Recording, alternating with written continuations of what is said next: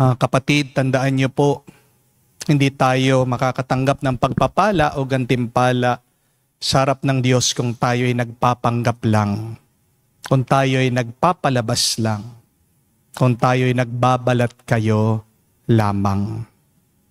Mahihirapan ka kung hayaan mo manatili ang makeup mo o maskara dyan sa iyong panlabas. Magiging mas magaan ang iyong buhay kung aalisin mo lahat ng pagkukunwari mo at maging totoo ka sa Diyos. Magandang isuot sa ating puso. Bigyan mo ng pansin ang iyong kalooban dahil dyan magmumula ang buhay, ang grasya. 3 T.